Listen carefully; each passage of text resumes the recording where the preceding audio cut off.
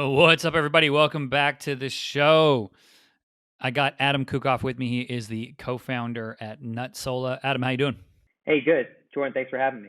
I'm excited to have you on and jump into this. So I want to get right away. So one, give us like the 30-second, what is NUTSÓLA? And then I want to go back and kind of jump into this. I know you all did a Kickstarter, so I want to get into that whole Kickstarter world and what happened there. Yeah, But give me the totally. pitch. What is NUTSÓLA? Yeah, NUTSOLA, we're a clean ingredient brand. We focus on products, clean ingredients, no added sugar. Everything we have is gluten-free, plant-based, and we have a variety of snacks from mixes to bites to nut-based products. And we just launched our date sweetened chocolate this year. So we have a variety of snacks. We think food is medicine, and that's kind of what we try to provide for all of our customers. So bring me back, right? I was reading on your site. You were eating too much dried fruit. You had a relative go like, "Hey, too Yeah, much sugar," and then it kind of like had this epiphany to like, it, yeah, make a mixed nut exactly. snack or what have you. What happened So there? yeah, so it was my dad. I'd say my parents raised me like we always ate pretty clean. Like I never had fast food as a kid unless like I was going out for like soccer matches like with friends, like we'd have that. But um, my dad was eating just a bunch of dried fruit, as I was trying to be healthier.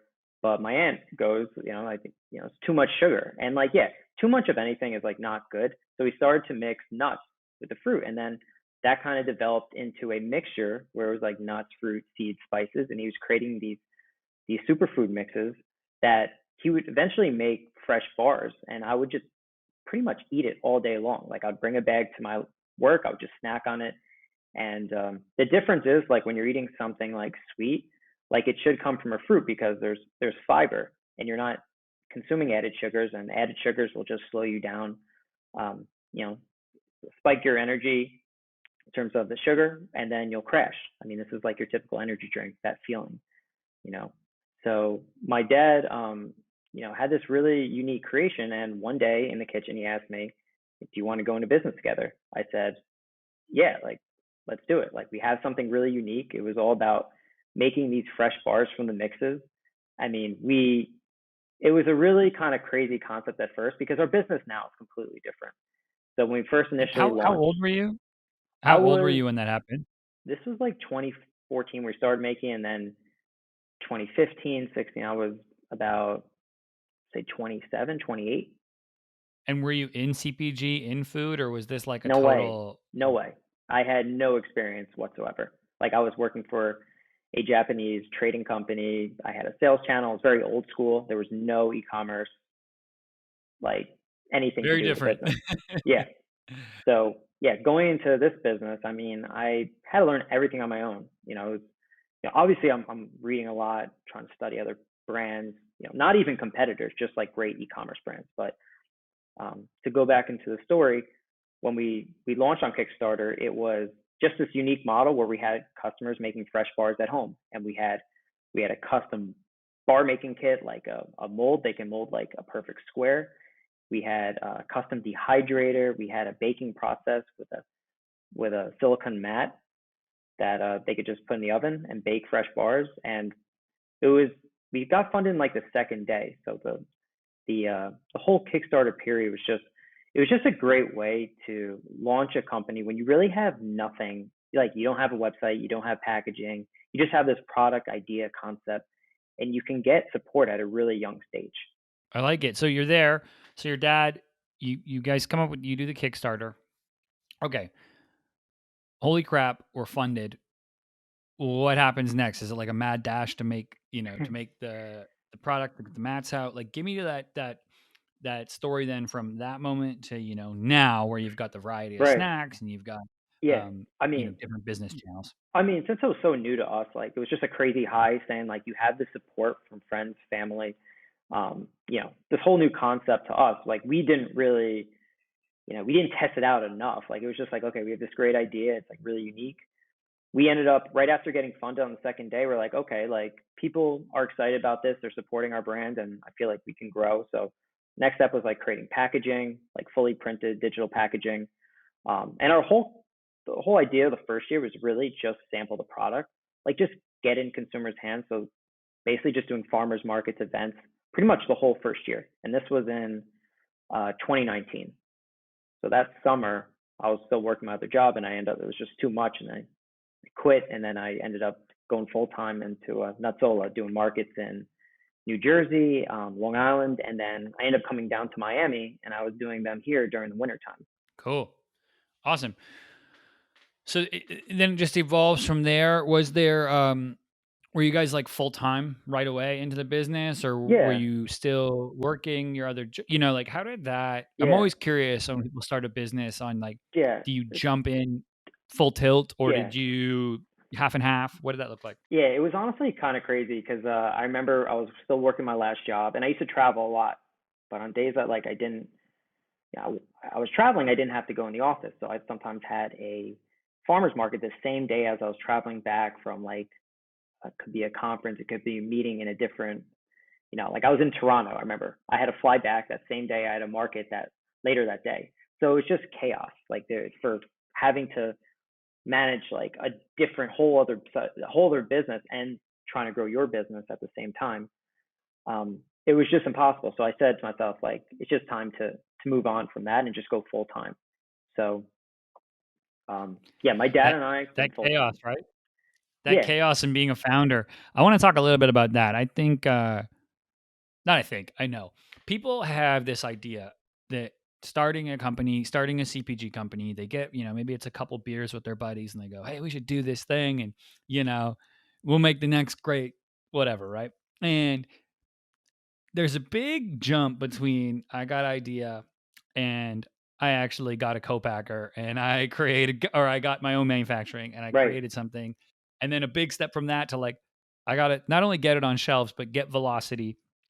How like what has been something that maybe you would say to someone who wants to get into the CPG game as like not like a hey, don't do this, is way harder than you think, but what are some of those realities like, you know, Yeah, when it comes to starting a business and kind of what I would say is maybe coming out of the clouds a little bit of and coming into like what is the real life, you know, um day to day growing a CPG yeah, company yeah, look like? yeah. I mean, I think you also got to put it into perspective. Like when we started the business, it was right before COVID. So like our strategy was completely like just sampling the product, so 2019 sampling, and then it was our first retailer, and you're in like LA. Like we launched at Air One Market in February of 2020. It was literally like weeks before the pandemic started. So we didn't sell it all into retail. I had no experience. And our product was really unique. Like it was really unique. Like the packaging wasn't right, the size, the pricing. There was multiple things that wasn't going to work or scale. So, sometimes you jump into it not really knowing like what's best, and that's just a learning experience that I think any CPG founder is going to have unless they've had prior experience or they have people telling them. We didn't have that. It was mostly us just figuring it out. Some of those costly mistakes both Yeah, emotionally and financially when you like misprint some yeah. packaging or You something. have to like when you make mistakes, try to make them like smaller mistakes. That's like our whole thing because we try to be as efficient as possible. So like with packaging, like you're doing digital packaging, obviously it's more expensive, but like you can always do iterations. You're not buying plates, you're not doing like all these different things to lock you in essentially. So So now today, right? What does it look like? What is your role? Has it expanded? Are you, you know, managing people? Is it are you handling, you know, still 90% of the workload? Like what's the oh current yeah. status, I guess, of the org? Yeah, so my dad and I were partners. He does more the manufacturing, logistics. I focus more on marketing and sales, although he does a bunch of sales too. Um, we have to have put on a lot of hats, and we try to outsource as much work as possible. Like we can't hire anyone full time. We have to be really lean. If we're getting someone from email or for photography or using UGC from creators, where you're not spending a lot, you're giving free product. Um, I have people for packaging and for video content, and I'm outsourcing all this work, from different parts of the world to really save costs. I love that because I think a lot of times companies get obsessed and founders get obsessed with like for lack of a better term, they get in like a pissing match with companies down the road on headcount, and I need more people, and my creative department's bigger, or I have this many people No. on staff. What's your headcount at? And it's just such a vanity metric. Like, Yeah. I've never even know, thought of that, to opposed, be honest. that's great. Like I've talked, like that's like refreshing because I get on this, with sometimes some people and I talk and it's like you're at Expo West and everyone's kind of like trying to peacock and like, hey, Yeah. we're so big and we can handle this giant nationwide Whole Foods rollout and what have you. Yeah. I Which mean, maybe you they can can't. handle it. And there's like, I think it comes down to like, okay, in that scenario, like you're looking at production. Like, can your facility produce X amount for a big chain? Can you handle the velocity? With that, we figured out all those things, but you don't need to have a big team for that. You just need to have a great co-packer, and you have to have efficiencies with your, production of the packaging, ingredient sourcing, cost. I mean, all those things really matter, but it should never be about how many people you have. If you're trying to build a sustainable business, like if you're funded to a point, maybe you spend recklessly, and like maybe your investors are okay with that just to build as fast as possible. But that's not our style. Like, we want to build a long, sustainable, profitable business, with innovative I love products. it. Yeah, That's us. I love that mindset of taking a profitable first approach and to build a sustainable business and focusing on that instead of, because there is the flip side of that coin of go and raise $20 million and um, try to build something big. And I usually break businesses into two like categories, and it's either you're a rocket or a car. So a rocket, Yeah, that's rockets good. sometimes explode, but they got to get to space. Right. And where a car, you'll get from where, point A to point B, but it'll take you a minute, but there's pretty good chance you're going to get there. And um, a lot of people should be running cars, but they try to do the rocket. Yeah. And that to me is like where I try to, like, I Yeah. fully know my business is a car. I'm Yeah. like, I'm trying to be profit every quarter, Right. grow sustainably, bring in partners. I'm not trying to, like, Exactly. I don't know, Yeah. I mean, I hire think 25 people. especially in CPG, like with food products, like you just need extreme patience. Like, even when you think it's extreme, it's probably even more extreme than that, because you don't know how long it takes to perfect, first off, product, manufacturing, um, to build that relationship with the bigger retailers, where you get that, you finally land that big account, and that's when you can really grow and like scale. And like, if you hit with that retailer, like other retailers are going to see that, they're going to pick you up, and then it could be more like that rocket ship. But like, until that point, you just have to be nimble, quick on your feet, make adjustments. At least that's us, because if you look at us as like, we're a small brand, but we have probably close to 25 SKUs. Like, it's a lot of products, but they're all unique, where no one's making these products. Like, we're making it all ourselves, and we can scale it with our co-packers, and we have different types of manufacturers for different size packaging. um, it's just a creative way that you can give, say, your retailers and customers more options, because sometimes you don't know which product's going to hit. And also that mindset gives you something that is very underestimated, and that is like time.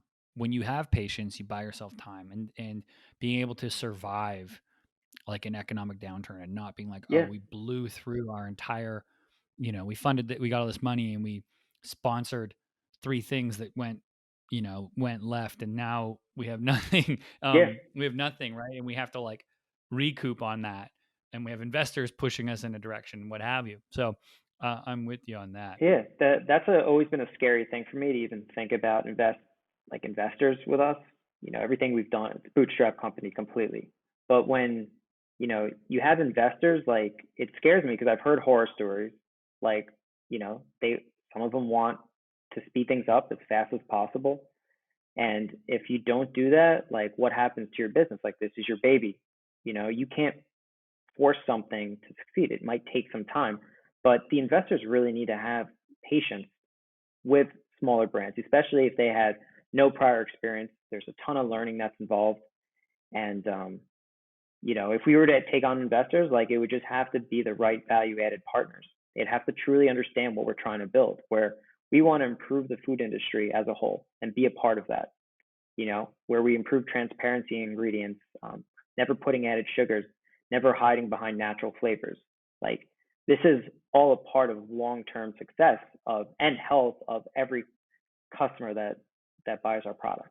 Yeah, spot on. It's the difference between like when it comes to investing, at least the A and B tier investors, like A tiers push your existing mission and strategy forward and they believe in you. B tier investors pull you in the direction that they want to go. Right.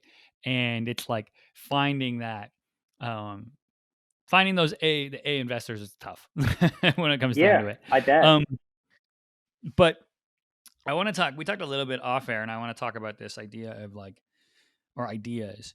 Um, just being, a founder and, you're pounding pavement and what it can mean to you, that I think a lot of people maybe don't understand, like what it means when somebody buys or Yeah. shares on social.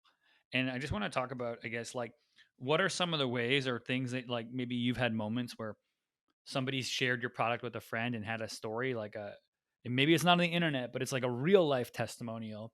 Has there been any of those moments, or maybe there's been plenty where you've just kind of been like, "Whoa, we're doing something Yeah. like we're doing the right thing." You get those Yeah, those moments to be like, "Okay, we're doing for the right sure. thing."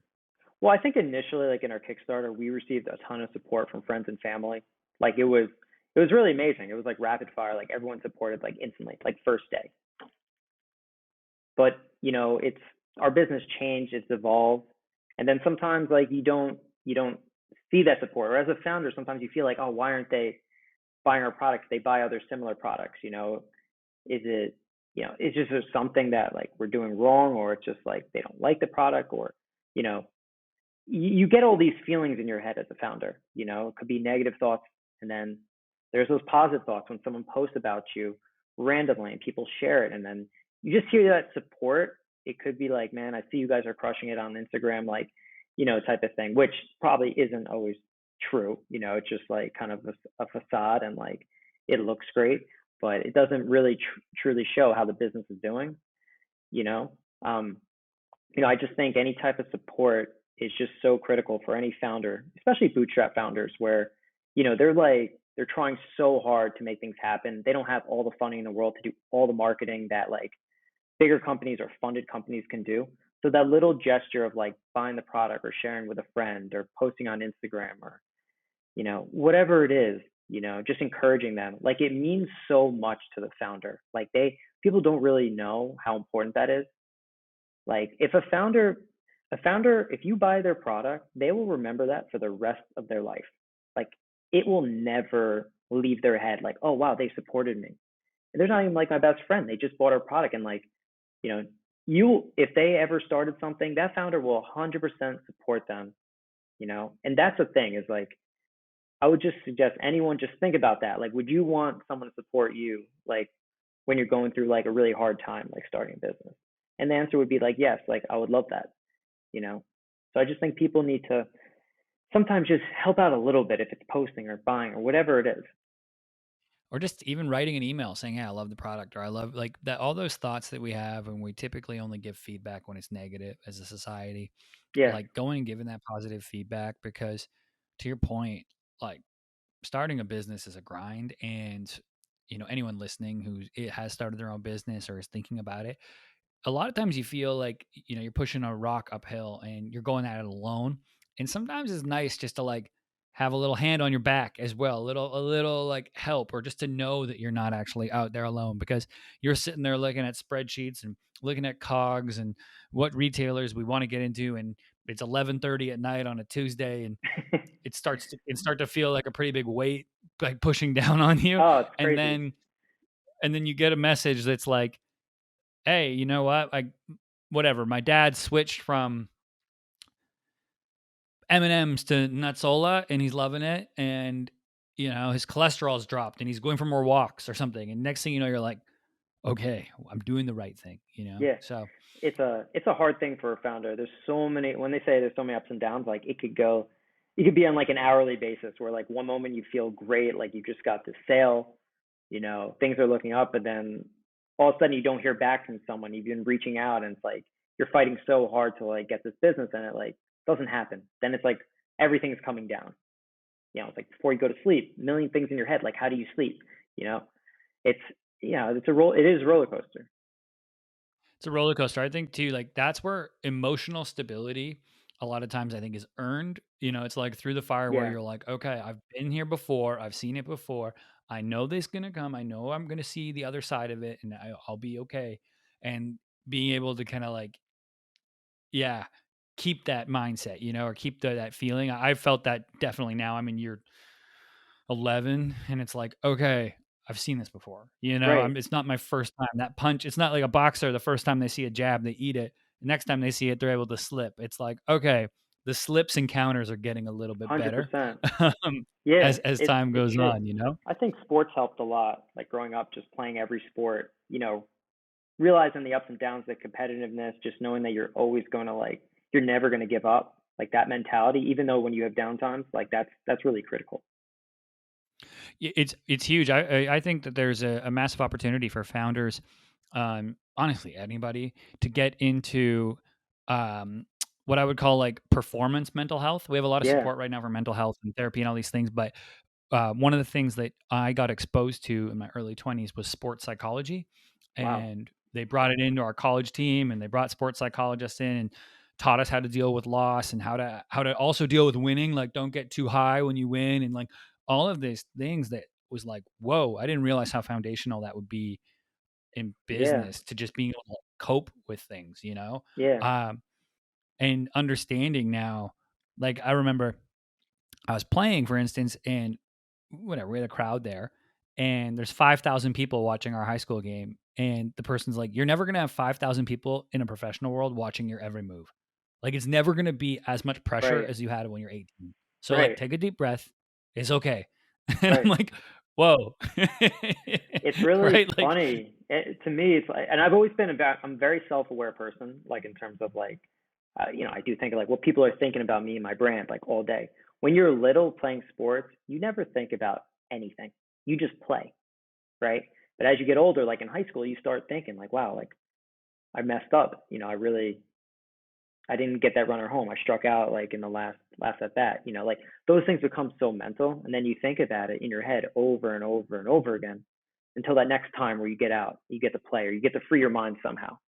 I just remember how that's always been something with me where sports psychology is just so critical because in those moments you're going to react different when you get older, or you see if you experience failure like you didn't when you were a kid. baseball's a great analogy, right? It's been said on many podcasts and everything, but it's the one sport where you fail 70% of the time and you go to the Hall of Fame. Yeah. And it's like I think that Tom Brady, misses 40% of his passes over his career. And it's like I think we forget that. You can look at other things. Drake, I think Drake has 50 songs that have made the top 100. That's He's wild. made like 400 songs. Yeah. Majority of his songs are not hits, and it's like, oh yeah, like we need to just check ourselves, and it's okay to Yeah. like not have to hit a home run every week, Yeah. like I pick also up some think singles, that, strike out. yeah, like baseball, like you're very much alone a lot. You're either alone in the Mhm. field, you're by yourself at that. If you're playing a really fast-paced sport, football, basketball, depending on the position, I feel like you don't think as much. It's more reaction. When you're a founder, you're by yourself for years. I mean, I'm talking about like 2017, or 2018, I started like working on it, just like with my other job. And now it's like I'm alone long parts of my all day. It For me, you're thinking all day long. You're in your own, you could be in your own head. So like the mental health is really, it's important. I would say my grandma helped me out a lot. I'm actually at my grandma's house now, and I was working all day from 8 a.m., 8 p.m. just nonstop, on my desk. This was during COVID, and I just like wasn't healthy. And I have a healthy brand. I eat healthy all the time, but like I just wasn't active. I wasn't freeing my mind. So working out to me is like the most important thing. Eating healthy is right there, but like just freeing your mind, going to the gym, playing basketball, just lifting weights, get your mind off work. Like you can't be productive all day long. Like your brain just doesn't work that way. This also gives me a springboard into a topic I want to address, which is like I think for founders, uh, uncoupling your entire self worth from the business's success. And what I mean by that, having other things in your life Right. that make up your personality, right? Right. Because you're allowed to like be into basketball as a founder. You're allowed to go Yes. to piano lessons. You're allowed to to cook, to be into cooking. It becomes, we're in this over optimized world where I'll just DoorDash everything and I'll get my laundry done for me and I'll pay a cleaner to come. So now I don't have any other activities that like drive self-worth and validation Right. outside of my business. So when it's Yeah. all on my business, It's that's a hard stressful for place to sure. be as a, like an individual, you know? So I'm with Right. you on like, I've had those moments in the dark, and the only way I've combated that is like getting back to things I like. Yeah, like fitness and things like that, and being Yeah. like, oh, um, Yeah. I'm allowed to go do that and I can take Yeah. it one day a week. Like I do one day a week where I don't work, right? And I nothing work related, and it's That's great. Saturdays. I've had that rule for like the last 5 years. That's It's awesome. honestly helped me. Yeah. Just like, I don't care if it's burning down, man. It You can't need be that. my identity. You know, No, you you need to speak with free your founders mind. who sell their, Yeah. yeah, you speak with founders who sell their company and then they're feeling empty after. And I'm like, oh, the other facets of life were erased, you know, in aspiration of growing the company, which I get for some people, you got to do that. But Yeah. that's definitely the path I want to chart is one that has other value, you know, some other value markers for myself. So Yeah. I I'm mean, glad my you brought thing. that up. Yeah. I mean, my thing. Like, my brain doesn't work that well. If like I'm doing work all day, like you might think like, oh, I'm gonna be really productive at like 8 p.m. You know, I'm gonna start. You know, I've been working all day. Like, if you're not productive and you're just sitting there like trying to do work, but it's like you're procrastinating, like that doesn't do anything. Like, you know, you're wasting time. So like instead of that time where you think you're working, you know, you put this on yourself. Like you have to be at your desk. You have to be working. But like instead, just go to the gym. You could pick up where you left off, like later in the night or tomorrow. It's not going to affect you. You know, it's not going to affect your business. And you might get a thought on the treadmill too. You never know. In that car ride home, Yeah, whatever, you might have a thought that sparks, right? So you might I'm meet with you. someone. Um, You might meet someone. You know, you never know. Like go out, like network with people. Like it's, you know, you don't have to 100%. be doing work all day long. You could be more efficient with your hours. You know, be more focused. Like those are things you can improve upon. And you know, if you work really efficiently for a short period of time, get everything you have to done, you know, do done. Like put a, you know, a checklist every morning. This is the main things you want to get done, and then after that, like, you know, do whatever. That's gonna make you more productive because you're setting goals every day that you have to hit. Otherwise, you're, you know, you're kind of scattered trying to do a million things, you know, which is hard. Yeah, it's that transition from worshiping productivity to worshiping efficiency, right? Productivity is how can I get the most out of every hour, all hours of the day. I have 12 hours. I need to listen to a podcast at 3x speed while on the treadmill, while cooking, right? And Yeah. like just No. nonsense Yeah, versus that's like, ridiculous. how, Yeah. how do I just like, how do I just, you know, really absorb this podcast Yeah. material properly, you Exactly. know? So Cliff notes. I'm with you. Adam, this has been awesome, man. For anybody who wants to, you know, one, connect with you online, and then two, find NUTSÓLA, where should they go? Yeah, definitely. I respond to everyone on Instagram. So if you follow us at NUTSOLA official, someone took our name, so we had to add that. Or you can add me on LinkedIn, just Adam Kukoff. You know, would love to talk to whoever. You know, connect. You know, you can learn from each other. So yeah, that'd be great. Awesome. I'll put links to both those in the show notes page too. So wherever you're listening, you can go check out NUTSÓLA. We'll put their IG on there, and I'll also put Adam's LinkedIn so you can go connect with him. Especially if you're in the CPG space, I know some of y'all listening are. Go give him a little LinkedIn request. Adam, thanks again for coming on, man. I Yeah. appreciate it. Thanks, Jordan. All right. Beauty. All right, everybody. That's it for this episode. As always, the agreement. You've listened to the show. You've enjoyed it. Hit that like, the share, subscribe. All those buttons at the bottom of your app, they help us climb the charts. And I'll catch you next time. I'm your host, Jordan Shelton. Cheers.